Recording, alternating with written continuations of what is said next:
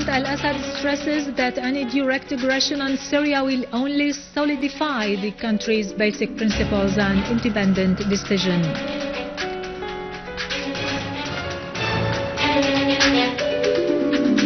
Russia stresses that the Western plans to intervene militarily in Syria represents a clear violation of the UN Charter and international law.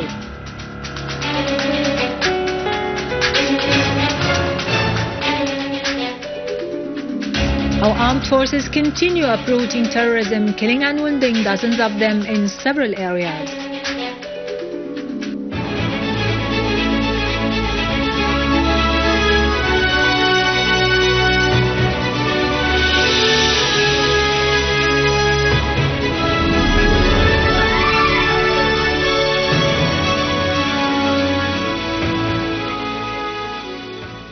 Good afternoon, ladies and gentlemen, and welcome to our news for today.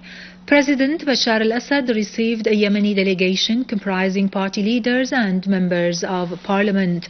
During the meeting, President al-Assad stressed that the threats to launch a direct aggression against Syria will only strengthen Syria's commitment to its national principles and independent decision, pointing out that Syria defends itself against any aggression. The president added that the Syrian people and army are determined to combat terrorism, supported by Israel and the Western countries in service of fracturing the country's unity. The president referred to the new public consciousness in the Arab world, which is a basic element in confronting the conspiracy targeting the whole region. Members of the delegation expressed their full support of Syrian people and leadership in confronting any foreign attack on its soil.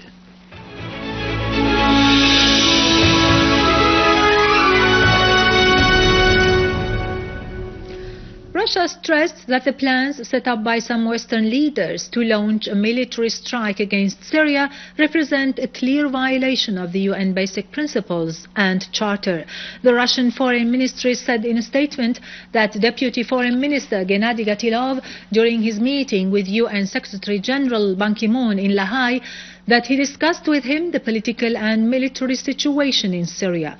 Gatilov pointed out that it is crucial to exhaust political and diplomatic means by allowing the UN experts to conduct their investigation on the potential use of chemical weapons and finalize their findings through submitting a report to the UN Security Council. For his part, Ban Ki-moon expressed support for allowing the UN experts to finish their jobs, stressing that there is no alternative for the political solution for the crisis.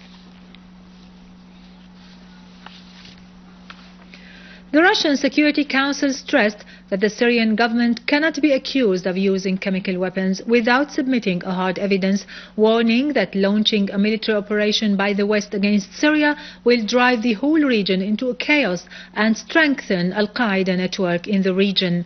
Meanwhile, a military source at the Russian General Military Command said that Russian military will work on renewing its military vessels in the Mediterranean. The source added that the current situation in the region makes it more urgent to introduce some reinforcements to the Russian Navy ships stationed there. The source added that within the few upcoming days, an anti-marine military ship will join the Northern Fleet, followed by Moskva missile carrier vessel in the Black Sea. Chinese Foreign Minister Wang Yi today warned against any military action against Syria. The Chinese news agency Xinhua quoted Wang as saying, "Any foreign military intervention will contradict the UN Charter, as it may spread chaos in the Middle East," adding that the political solution is always considered as the only realistic means for the crisis in Syria.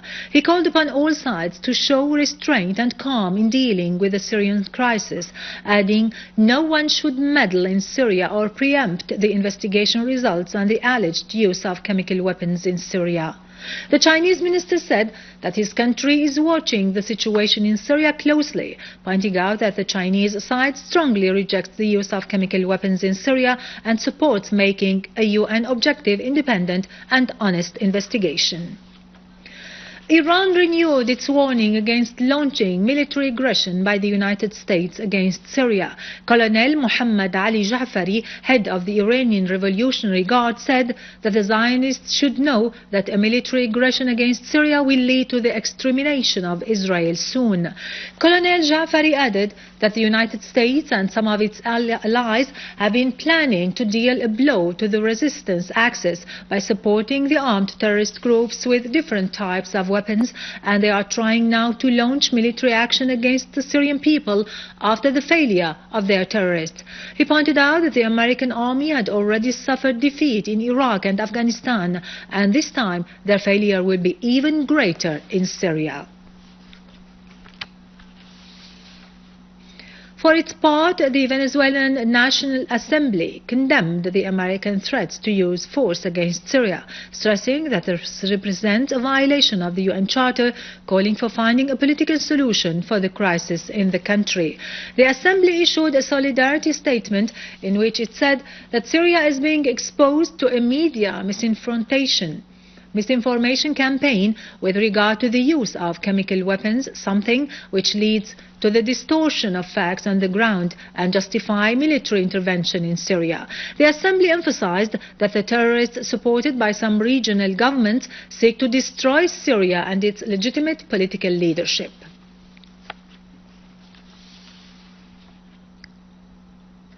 The US President Barack Obama had announced that he had not taken a decision yet on how to retaliate on the alleged use of chemical weapons in Syria, adding that any step taken will be a warning. Obama pointed that his administration holds the Syrian government for the chemical attack in Damascus countryside, adding that the potential attack will be limited and does not seek to topple balance between the Syrian army and the opposition. Obama stressed, however, that any direct military intervention in Syria will not help solving the situation on the ground. For the second time this month, the New York Times website has gone down because of the successful skill of the Syrian Electronic Army in breaking into the security system of the paper. The company said it believed today's outage was a result of external attack. The New York Times website was unavailable to readers on Tuesday afternoon following the attack on the company's domain name registrar.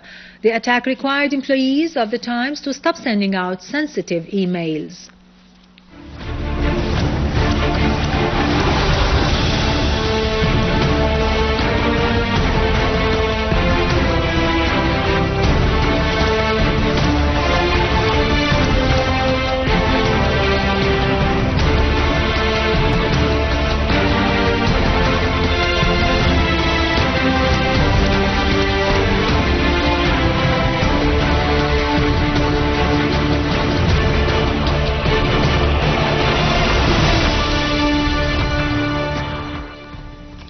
Syrian Arab Army units destroyed terrorist dens in al-Qaboon area and other villages in Damascus countryside affiliated with so-called al-Islam Brigade during a series of operations, killing and wounding dozens of them.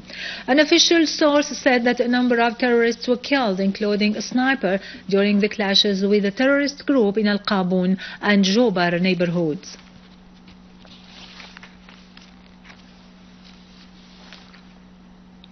A military source said that units of the armed forces pursued the armed terrorist groups in Dar al-Balad, killing dozens, including Saudi terrorists Mahmoud al-Fahili and Jaber Sroor.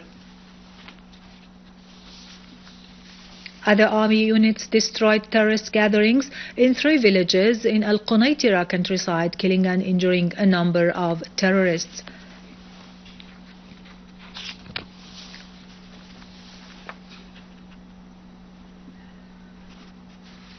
An official source said that the army units controlled the southern farms of the city of Palmyra in Homs countryside after eliminating the last gatherings of terrorists there.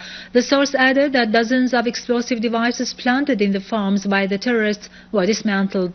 Other units of the armed forces destroyed terrorist hideouts in Tal al-Umari, al-Rastan and Ad-Dar al-Kabira in Homs countryside. Earlier, army units restored security and stability to the eastern and southern neighborhoods in the city. Meanwhile, a military source said that units of the armed forces pursued the armed terrorist groups in Al-Hamidiyya and Al-Warsh neighborhoods, killing all their members. Now to latest business and market news, but after a short break, stay tuned.